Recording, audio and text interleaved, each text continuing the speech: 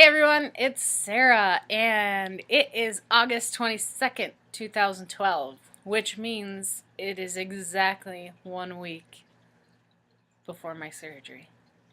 And it was an amazing week this past week, so I'm hoping that this week ahead of me goes the same way. This past week, as you know in my last update, for anybody who watched, I was a little stressed out. Emotions were up and down, didn't know what was going on. This past week, it's all out the window. It is gone. All of that stress is gone. I am so comfortable right now. It is unreal. I am ready, and I can officially say that. I'm sure I'm going to freak out the night before, or if it gets closer, don't know, but I won't know until I get there. But all I can say is I am so thankful for this past week because I had a weight loss of 2.2 pounds, which brings me down to 271.8. And I had a drastic reduction in the amount of stress in my life. I got to cut a car apart, so any emotion that I had lingering out there, just bugging me and eating away at my insides, was completely released and just, poof, gone. I mean, if you've ever got to use the jaws of life on a car or smash windows on a car, anything like that, it is so awesome. And I thank Bobby for actually setting up that training because it couldn't have come at a better time. I am so thankful that I got to do that. It got my emotions, my frustrations, my fears, everything just out in the open, and it's loud, so nobody else needs to know what you're thinking, and they can't hear what you're thinking. All they just see you cutting a car apart, and it's a great way to relieve stress. So I'm very thankful that that happened. And this past week I also had my final pre-op, which went so smooth, and I love my nutritionist. She's just the goofiest little monkey out there.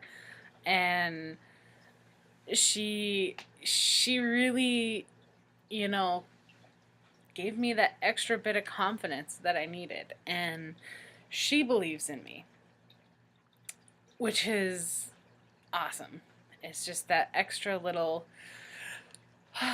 somebody believes in me. She has faith in me that I can use this tool correctly and allow it to do the job it was intended to do and stick with the program. So that makes me happy. A couple things were clarified. I no longer have to get 134 grams of protein in. I thought I had to get 134 grams of protein in a day post-op. I was freaking out about that because everybody else on the internet, they have between 60 and 90 grams of protein that they have to get in a day. And I was freaking out because how am I going to get 134 grams in when my pouch is going to be 20 cc's? That's unreal. I'm going to be drinking protein all day long and never stopping. So, that was all clarified. So that was my pre-op diet. I guess I was a little confused on that. Maybe it was a little trick in motion there that she uses to try and get people to get their protein in. But regardless, I have my answer. So I'm happy with that. But yes, I had a final pre-op. It went really, really well. But oh my goodness, the one thing that knocked my socks off was this one guy. Okay, so I met the doctor, I had another physical, I met with my nutritionist, and then they also had a little explanation of what's going to happen post-op.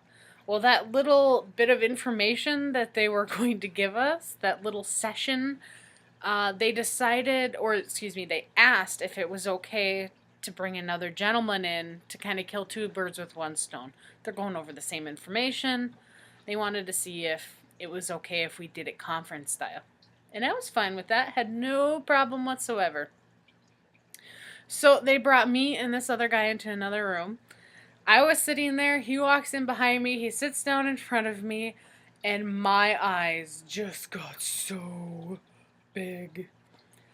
He plops down the biggest bag of McDonald's and the largest pop on earth on the table in front of me.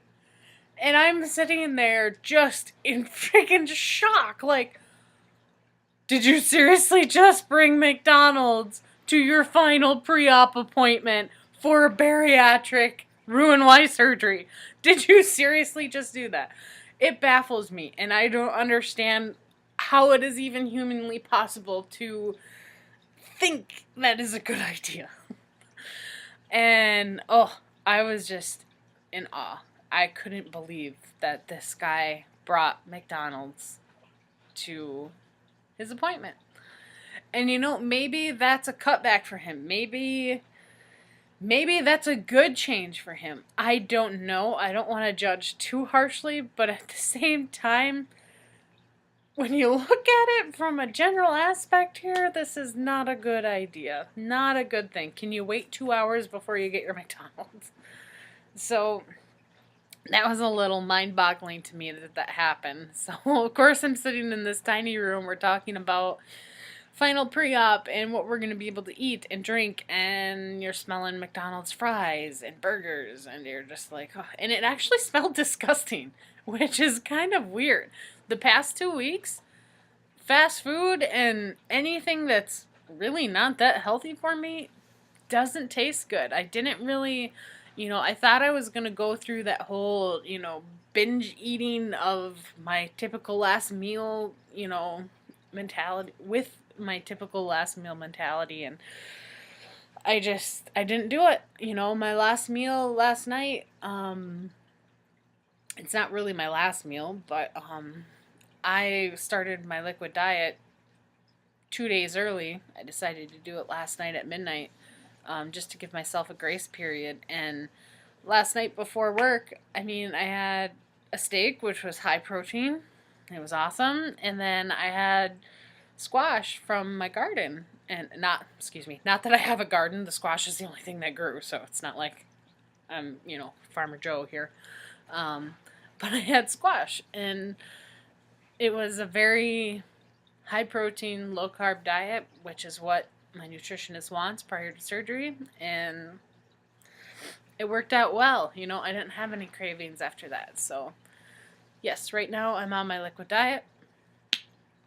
It's going pretty well. Granted, it's only been about 14 hours into the diet, but still, it's going pretty good. But yes, I am finally just woosah. My appointments went well. I had weight loss. I exercise. I'm getting plenty of fluids in. And I got to cut a car apart. It's awesome. I'm ready.